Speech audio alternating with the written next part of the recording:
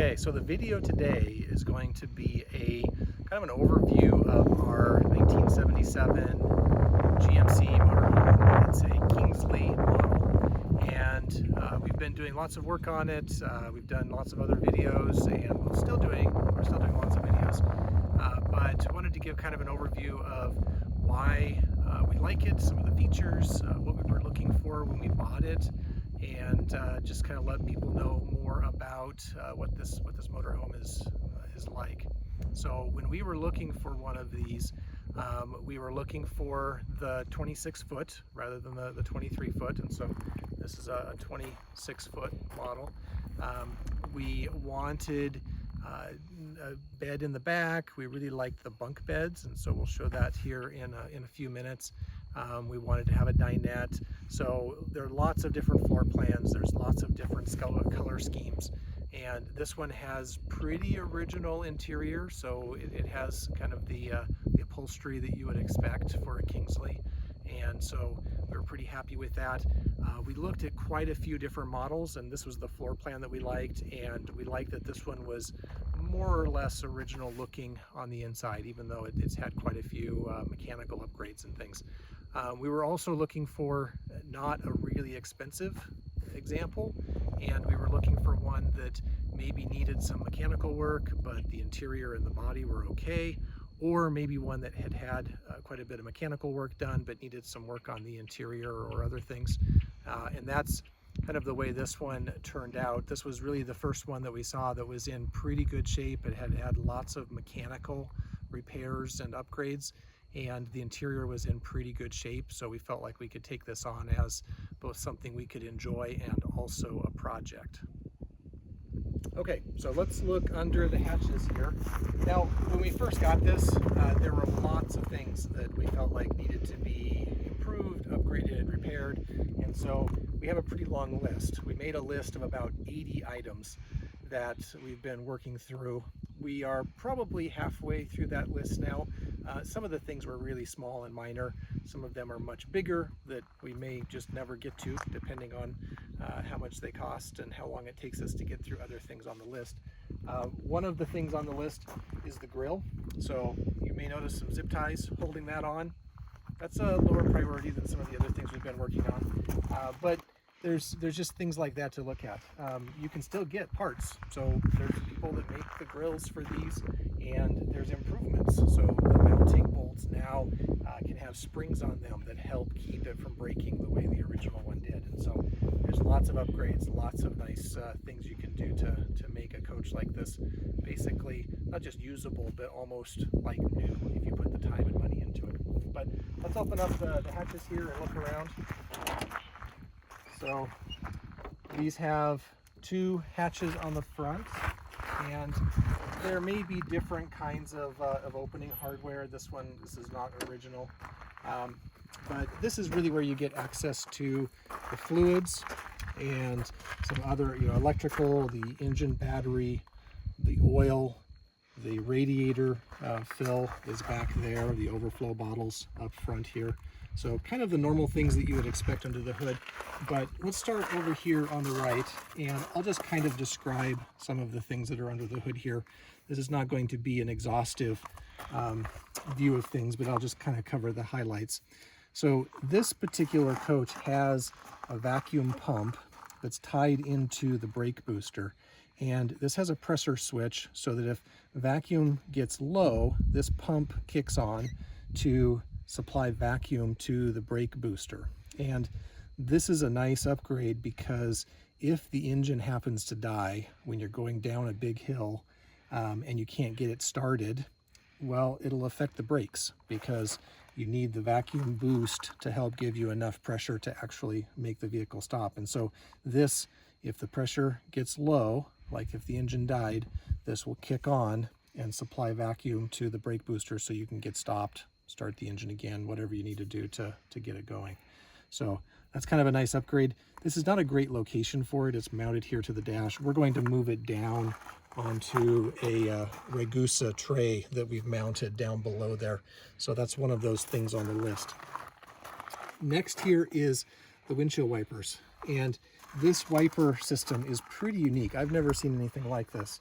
It actually has hydraulic hoses coming off of the power steering and a little valve here with a cable that goes to a lever on the dash. And when you pull the lever on the dash, it basically opens the valve, and hydraulic fluid from the power steering pump causes the windshield wipers to move back and forth. There's a common upgrade for this to make this an electric system, which then has intermittent and all kind of the normal modern features. But this is working pretty well. I added a little spring here to hold this back so that they don't just randomly come on while you're driving down the road. And it works pretty well. So it's not really something that I feel like I need to replace right now. Brake master cylinder. This one's actually been upgraded. This vehicle has disc brakes on the back. So this is bigger than what you would typically see, but pretty normal. You want to make sure you're checking brake fluid regularly. We've got windshield washer fluid. These are the heater hoses. So different models, different years may have a little different setup for the heater core and the air conditioning. This one has kind of a later type of style, which has been working great. The AC works great, the heater works great, so we've been really happy with that. I've already mentioned overflow for the coolant, of course service ports for the air conditioning, the oil fill. The oil dipstick is back under the hatch inside, but the fill is here, so it's a little awkward to put some in, go inside, check the level, come back out here to put some in, but this is nice and easy to get to also, so that's not bad. This vehicle has a remote regulator for the alternator. That was some of the upgrades and repairs that we did to replace that and the alternator. This is a solenoid that, with the boost button on the dash, allows you to tie the batteries from the chassis, so the ones that run your 12-volt accessories inside the coach, to the engine start battery. If your engine battery is low or is dead, you can use this solenoid to tie that together with the switch on the dash to give it a little boost, kind of like jump starting yourself. And we've added a couple of other things. We've got a video installing the battery combiner here. We also fixed this little under hood light here, which I was pretty excited about. We put a LED light in that, and this actually will unclip and come out. And I measured the wire inside of this. There's about 25 feet of wire inside of this, and so you can take this, I'm not going to unroll it here, but you can unroll this and take it all around the coach. If you were, at night by the side of the road changing a tire in the back or something, you could have this light running off the battery as a light source. So kind of a cool feature there. All right, so now we'll do a little walk around, and I'll point out a few things. There are clearance lights on the top front. There are marker lights on the front. We've done LED light bulbs in all of these. We've cleaned up the sockets and got all of those working, and so we've been really happy with all LED lighting for all of that exterior lighting. One of the things on our list eventually is to upgrade the headlights and do LED or some kind of brighter, high-intensity headlights as opposed to the halogen lights that it has now. We haven't really driven it at night very much, so that's kind of a lower priority. But we'll do a bit of a walk around. When we got it, the tires were about 8 years old. They had lots of tread on them, but that's quite a while to let the tires go. And so we just got new tires for it. And this has alloy wheels on it. You'll see a lot of them have steel wheels. These are, I think, American Eagle, came from a tire chain in the Northwest where we are. Pretty basic alloy wheels. They seem to be doing a nice job. The windows, some of these have some tint on them, some of them don't. A lot of people talk about the amount of heat that comes into this through the windows, and so I think at some point we're going to get some better tinting on the windows, but that would be a nice upgrade to help keep some of the heat out of the coach. All the windows do open up for the most part. All of the windows back here have screens on them, which is a pretty nice feature to get some good airflow if you're in a place that's kind of cool. We'll go inside in a minute here, but kind of a classic GM door handle and latch system. Always want to look to make sure that the door is straight and the hinges are solid if you're looking at one of these. This one has a nice little auxiliary step out here that flips up when you're driving, and so we really like that. This is vent for the refrigerator. We just replaced the refrigerator, and I'll show you that when we go inside here in a couple of minutes. If we come down here, you can see the airbag system. This has the skirts on it. This one has some upgraded airbags, and it has a large single airbag, and then there's cutoff valves and upgraded hoses and things. So that was one of the nice mechanical upgrades, in addition to the disc brakes on the back that we were pretty happy to see on this one.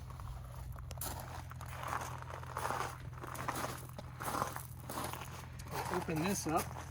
This is the liquid propane, and we have a video where we talked a bit about upgrading the liquid propane, so you can watch that if you want to see some of what we did here with the hoses and everything. This is a pretty big tank. We haven't used the coach a lot since we got it, but the bit that we have used, it hasn't even really made a dent in our propane level, and so we don't have a lot of experience yet about how long this will last. But we did recently upgrade the refrigerator with a two-way that runs on 110 or 120 electrical AC and a propane, and so that'll be a good use for the propane.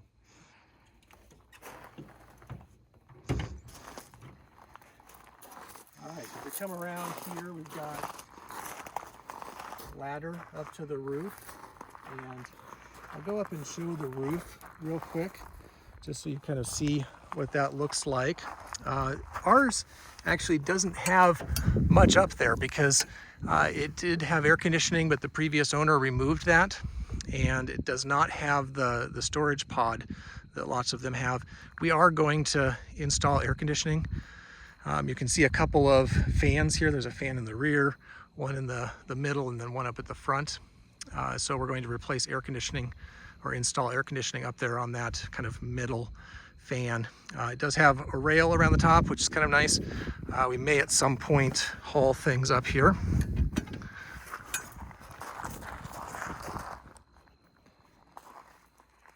We've got storage for the waste hose there, spare tire. This one has a tow hitch for towing, or what we might do on this, we have a bicycle carrier. We also have a platform that we can put on this, and so that's a nice feature. Interesting thing about these, you can see this seam in the back here and these screws.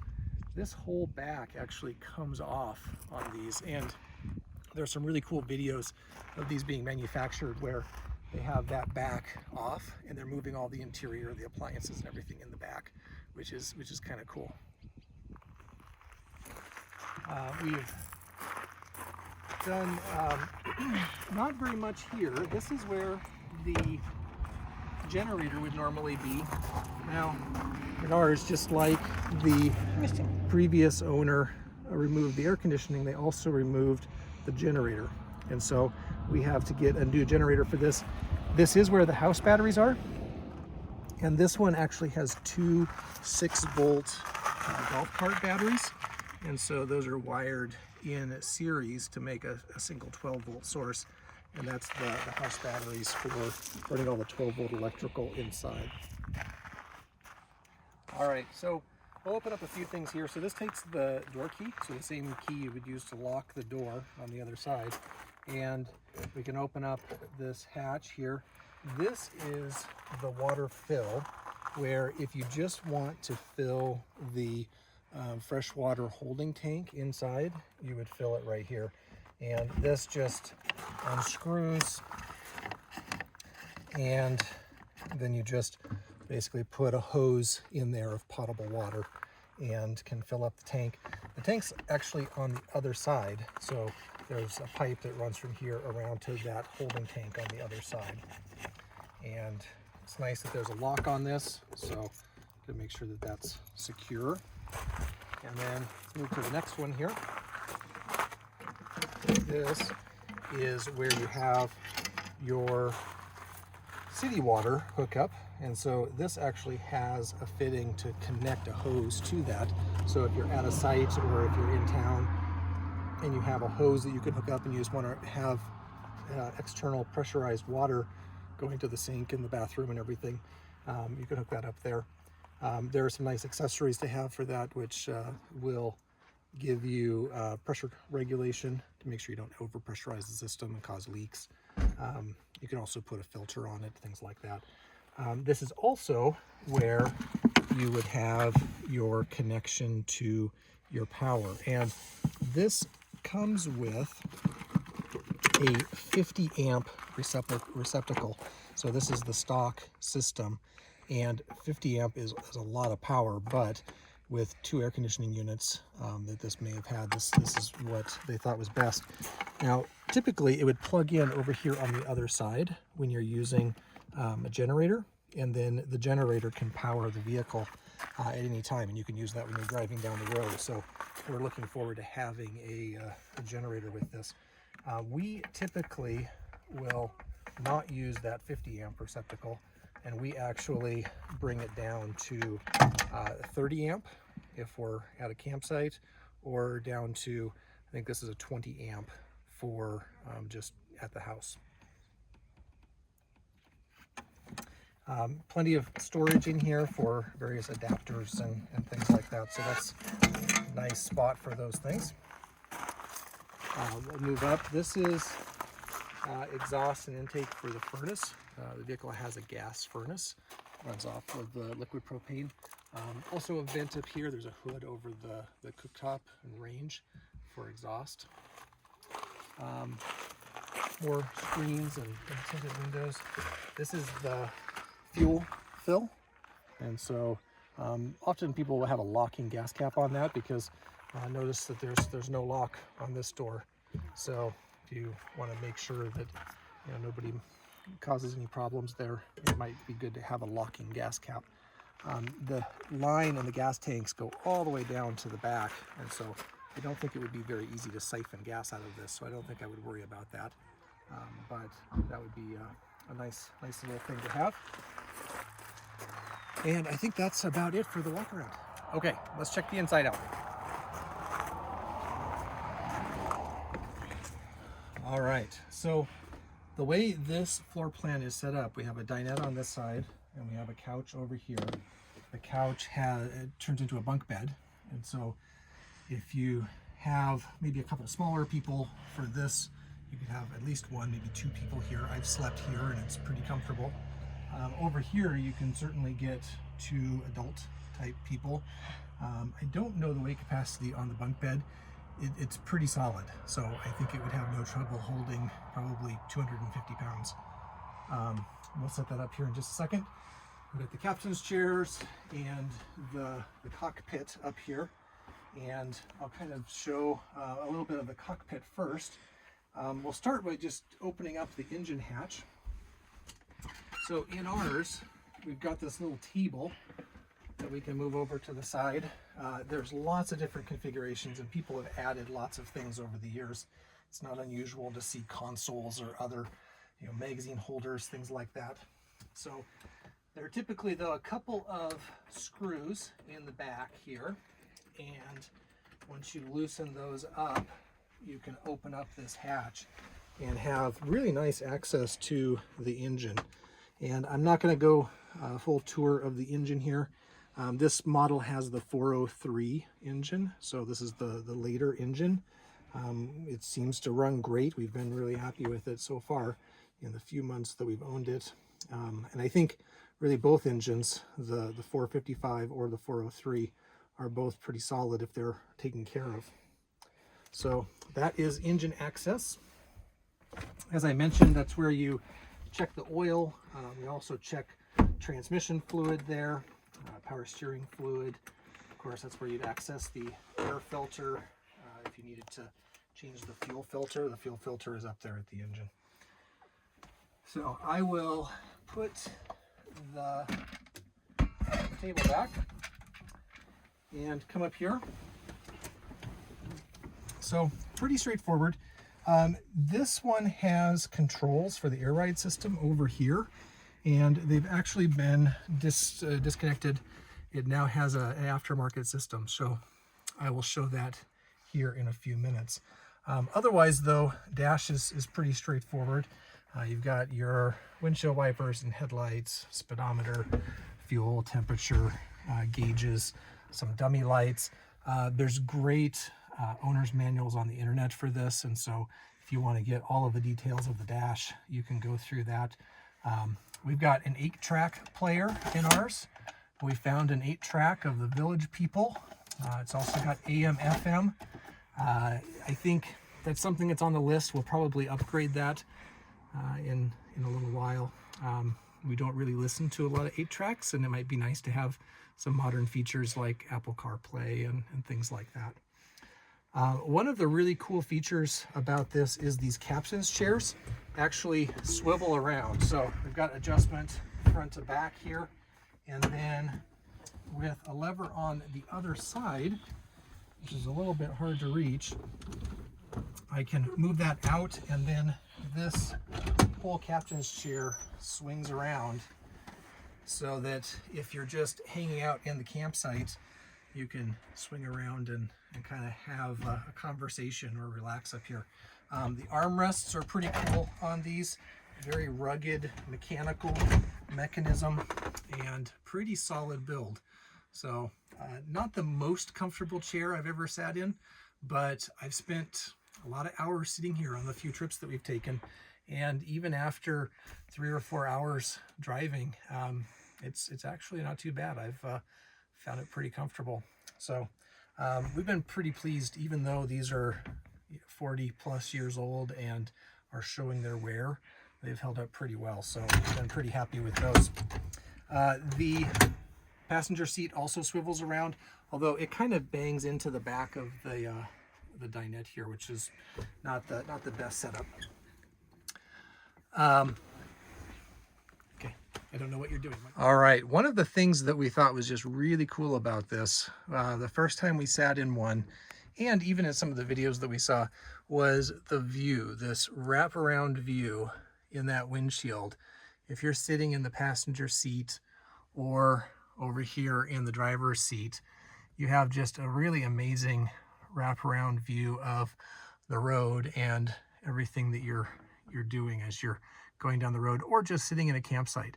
So that really big section of glass was pretty cool. It kind of just feels like you're floating down the road as you're driving in this. So pretty cool feature of these motorhomes in particular. All right, so now we'll look around at some of the features up here. This is only a 26-foot motorhome, and as far as Class A motorhomes go, it's pretty small. And actually, when it's parked next to a modern Class A motorhome, it almost looks comically small, but there's quite a bit of space in here. So I'm 6'2", and I've got some head clearance here. I have to duck occasionally as I go in and out the door or things like that, but I'm really comfortable in here. And so even for somebody as tall as me, it's a nice size inside. The configuration on this one sleeps 6 people, and so we'll see that here in a minute. There's also a fair bit of storage. There's cabinets here. There's storage underneath both of these benches. There's storage underneath this bench. And so we have extra parts, we have tools, we have the various other accessories, cables, and things like that, ropes, tarps, things that we need for camping. And they're pretty much all hidden away and stored in the storage in here. So we've been pretty pleased with this. I'm going to set up this dinette real quick for sleeping, and it's a pretty neat setup. So you can flip in the sides here. There's little supports that you slide in. There's a bracket back here at the wall, and there's a leg, and there's a little button on the leg that you push so that it will fold up, and then you can disconnect it from the wall and just set it right down here on the floor. There's probably other places to put it, but this works pretty well for us. Now, you may notice we've got some water damage here. That's one of the things on the list. So there's been, in the past, apparently lots of water leaks on this, and you'll see lots of videos and information about water leaks. It has some water leaks right now that we need to fix, and so once we get those fixed, we're going to replace these interior walls and take care of the water staining And we'll add some insulation and things as we do that, but that will be a future project. For this bed, there's a little latch right here under the corner that I can grab with my hand, and then this is on a rail, so it slides down flat like that, and there's some kind of spring tension to help it do that easily. There's another latch right here on this corner, and same kind of thing. This will slide down on rails. You can push that down, and makes a really nice bed setup. This is about 6 feet long. There's a little bit of extra space right here. You've got a pillow to put up there. If you're tall like me, your toes may hang off the end of the bed, but that's the case on my king size bed at home too. So I haven't been bothered by that. And it's really very supportive. There's a metal frame under this, and is very comfortable. So we'll set this back up. Basically the opposite process. You just push that down in the corner to latch it. And same thing over here. Latch that back down. This one is set up with 2 seat belts on this bench and 3 seat belts over here on the couch. And then, of course, the drivers and passenger seats have seat belts. And so we actually have enough seat belts for 7 people. We've seen some pictures of people with car seats mounted on this bench over here, which is certainly a reasonable thing to do. But there's quite a bit of seating. I don't know how many of those seat belts are original versus ones that have been installed later on. But if you are careful and make sure that you do it properly, it's not too hard to add seat belts to a vehicle like this. So we've got that set up. We'll move a few of these pillows over, and I'll show you how this bunk bed works. This is pretty cool. Our 14-year-old thinks this is the best feature of the whole motorhome. And so the back of this couch, if you reach in here, will fold up. There are brackets that attach to the framing in the wall here with this metal bracket, a very solid setup. And then this folds out. The top part of it slides back close to the wall. So you've got a nice flat surface there. And then there are these straps that hook into the roof to give it support. And this is basically a seatbelt type material that gives it plenty of support. We've got space to close the curtains back here. Some of these have built-in blinds that go down nicely back behind this. And this is a great sleeping platform. There's also a bed down below that's plenty big for an adult. If it's a small person using this, it's very easy to get up here onto the engine cover and then climb up on the end here. And this has kind of been the highlight of the motorhome for our 14-year-old. He just loves this as a place to sleep. All right, now we'll check out the back of the coach. We'll start here with the kitchen. And this has a dual sink, which is kind of nice. We like this little cover for half of it because it gives a little more counter space. 3-burner stove and a oven. So kind of nice if you want to do cooking inside. We've used them. They work great, but it also adds a lot of heat inside. So probably not something you want to do in the summertime. As far as other storage here, so kitchen sink storage stuff. This has the furnace, and so pretty big furnace. This has a 30,000 BTU furnace. Ours is not operational at the moment, so that's one of the things on the list to get fixed. But this is something, if you're going to do camping in cold weather at all, very nice to make sure that works. It runs on liquid propane.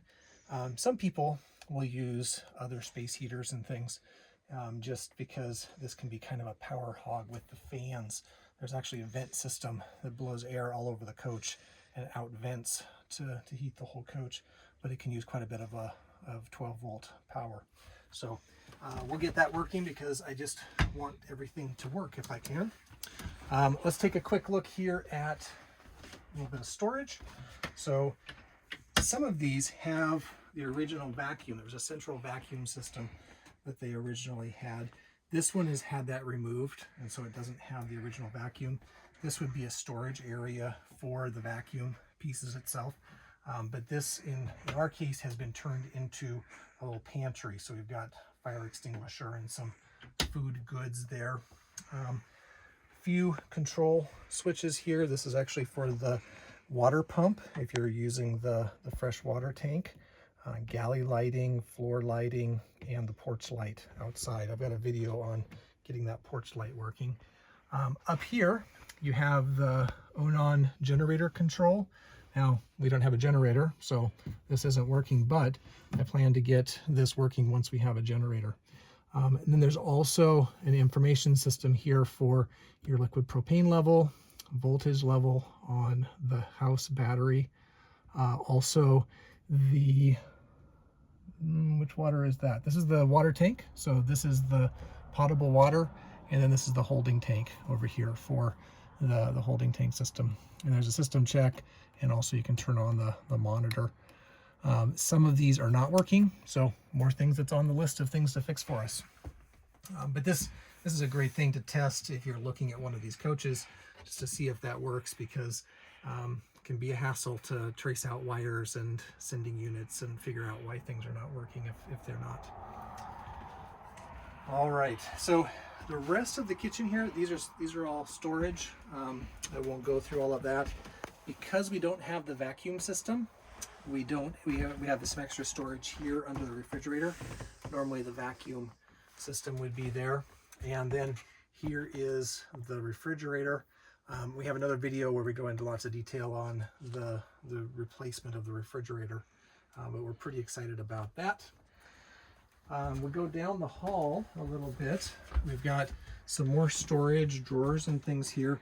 There are a couple of important compartments right here. And so this one is the electrical cabinet. And so we've got circuit breakers here. We've got the battery charging system. Sometimes there's an inverter. There may be other things, solar panel control, things like that would be inside of this panel. But this is really the main kind of electrical center for the coach. And down here, I mentioned that we have a aftermarket air ride system. This has a system, it's called Airlift, and it has this remote control and a controller, and there's some sensors and things like that. We actually installed a much larger compressor than what was with this originally, because it just couldn't produce enough volume for the airbags on the coach. But with this larger compressor and this remote control system, it seems to work great. We've been very happy with this. You can air the bags up or down or level it really conveniently without needing to be up front. So you can be back here looking at level and get that set up when you get to a campsite, or when you're getting ready to travel down the road, or when you're in town. So another big cabinet area here. So this is a coat closet. There's a mirror and storage here. So open this up a little bit more. So plenty of storage there. Kind of a cool thing with the closet and the bathroom. So if both of these are open, and we'll do this in just a second, we'll kind of open this and then open the bathroom. It makes a little bit of like a changing room kind of in the hallway here, which is kind of interesting to have access to the closet and the bathroom in a little changing room area. So we will kind of move into that here and open up the bathroom. So now in the bathroom, and you can see this is a wet bath, and so the shower is just over the toilet. You kind of pull the curtains, turn on the exhaust fan, and just have your shower right there in that main room. There's a drain in the floor so that the drain just goes down. Medicine cabinet up top, quite a bit of light in here, so we've been pretty happy with the amount of light, and it's pretty usable even though it's kind of small. There's some storage down below the sink where those orange cabinets are, and that kind of gives you an idea of the bathroom, and pretty functional, not very big, but has been working pretty well for us. Now I'm standing in that kind of changing room area between the bathroom door being open and the closet door being open, having access to the closet. So kind of an interesting little design. There's little stoppers here to keep this door from opening anymore. There's also a stopper in the back here to keep it from opening anymore here for the closet door. Okay, so now we're back here in the back. There's some more storage. There's an exhaust fan back here. This one has a pretty nice fan with a temperature control. It can either suck air out or blow air or push air in. There's also the thermostat for the furnace is back here. So if our furnace was working, we'd be able to turn it on and adjust the temperature back here. This is kind of the master bedroom area. It is kind of small, and in ours, there's normally a cabinet back here behind this bench. Ours doesn't have that. It was removed at some point, so I've got some work to do to build a new cabinet there. There's also usually a small cabinet here also, or a little ledge to help kind of enclose things on that side, and so a couple things to do there. These fold down very much the same way as the dinette does. And so you basically grab the bottom of this, it's spring loaded, and you can lay that down and then go over to the other side and do the same thing. And you've got a reasonably sized bed back here. Will be nicer once we have the cabinets and kind of close things off a little bit, have a little bit more storage. But we've slept here several times and it works just fine. Because of the groove in the center of this and the buttons can be kind of hard, we found just having a thin sleeping mat over this helps smooth it out and make it much more comfortable. So we've actually had a good time sleeping on this, and I think it works pretty well with just a little bit of extra padding. Okay, and that's a tour of our coach, and we affectionately call her Edna, and we have a little figurine of Edna from The Incredibles, just because we thought this had kind of that fabulous Edna retro look and feel to it. And so as you heard, as I talked through the video there are lots of things still on our list. So please continue to check back and watch other videos that we make as we go through and fix Edna up and continue to enjoy camping with her.